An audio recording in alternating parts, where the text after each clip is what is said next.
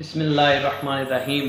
آج کا جو میرا موضوع ہے وہ ہے غفلت کے متعلق۔ غفلت شرمندگی بڑھاتی ہے اور نعمت کو زائل کرتی ہے، خدمت کا جذبہ کم کر دیتی ہے، حسد زیادہ ہوتا ہے اور ملامت و پشیمانی میں اضافہ ہوتا ہے۔ سب سے بڑی حسرت کیا؟ انسان کے لیے سب سے بڑی حسرت کیا؟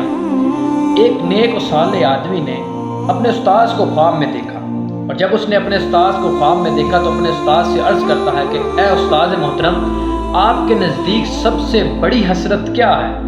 یعنی کہ آپ اپنے نزدیک سب سے بڑی حسرت کس کو کہتے ہیں؟ تو اس کے استاذ نے کیا ہی خوب جواب دیا۔ اس کے استاذ نے کہا غفلت کی حسرت سب سے بڑی حسرت ہے۔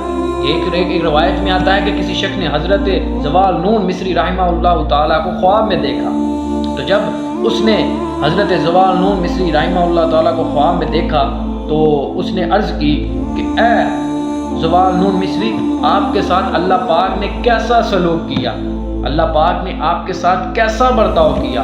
تو اس زوال نون مصری نے کہا کہ اللہ پاک نے مجھے اپنی بارگاہ میں کھڑا کیا، اور اللہ پاک نے اپنی بارگاہ میں کھڑا کر کے فرمایا کہ محبت کے دعوے تو مجھ سے کرتا رہا ہے، لیکن ساری زندگی تو نے غفلت میں گزار دی۔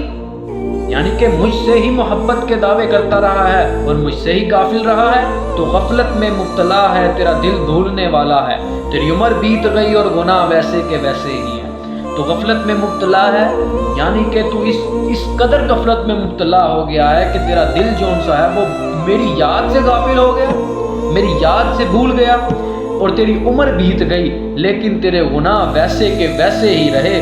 ایک حکایت میں آتا ہے کہ ایک مرد صالح نے اپنے والد کو خواب میں دیکھا اور دیکھ کر پوچھا ابا جان کیسے ہیں، کیا معاملہ ہوا آپ کے ساتھ؟ آپ نے جواب دیا ہم نے زندگی غفلت میں بسر کر دی اور غفلت میں ہی مر گئے۔ موت کے پیغمبر ظاہر الریاض میں ہے کہ حضرت یعقوب علیہ السلام کے پاس حضرت اسرائیل علیہ السلام تشریف لے کر آئے۔ آ کے انہوں نے حضرت یعقوب علیہ السلام نے حضرت اسرائیل علیہ السلام سے کہا کہ ملاقات کے لیے آئے ہو یا روح قبض کے لیے آئے ہو؟ یعنی کہ ملاقات کرنے کے لیے آئے ہو یا میری روح قبض کرنے کے لیے آئے ہو؟ تو حضرت اسرائیل علیہ السلام نے عرض کی کہ میں آپ کی روح قبض کرنے نہیں آیا بلکہ میں ملاقات کے لیے آیا ہوں۔ تو جب ملاقات کی حضرت یعقوب علیہ السلام نے اس حضرت اسرائیل علیہ السلام کو کہا کہ میں آپ سے ایک بہت ہی ضروری بات کرنا چاہتا ہوں، اور وہ ضروری بات کیا تھی؟ ملک الموت نے کہا جی فرمائیے۔ حضرت یعقوب علیہ السلام نے فرمایا کہ جب تم میری روح قبض کرنے آؤ اس کے پہلے تم مجھے قاصد بھیج دینا۔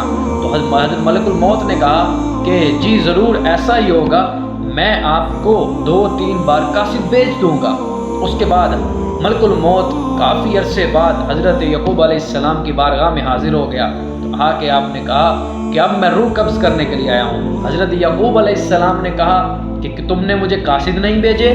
تو حضرت اسرائیل علیہ السلام نے آگے سے کہا کہ میں نے 2-3 مرتبہ آپ کی طرف قاصد بھیجے ہیں، یعنی کہ جب آپ کے سیاہ بال سفید ہو گئے تو یہ میرا پہلا قاصد تھا، اور دوسرا جب آپ کی ہڈیاں بوڑھی ہو گئی تو یہ میرا دوسرا قاصد تھا، بعد ازاں آپ کا بدن جھک گیا اور یہ میرا تیسرا قاصد تھا۔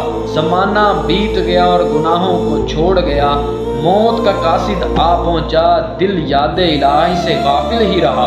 یعنی کہ انسان کے بال سیاہ ہوتے ہیں، جب انسان کے بال سفید ہونے لگ جاتے ہیں تو یہ موت کا پہلا قاصد آ جاتا ہے، اور جب ہڈیاں یہ بوڑھی ہونے لگ جاتی ہیں تو یہ دوسرا قاصد آ جاتا ہے، اور جب انسان کا جسم جھک جاتا ہے تو یہ تیسرا قاصد ہوتا ہے، اور آخر ملک الموت آ پہنچتا ہے۔ لیکن انسان غفلت میں زندگی گزار دیتا ہے۔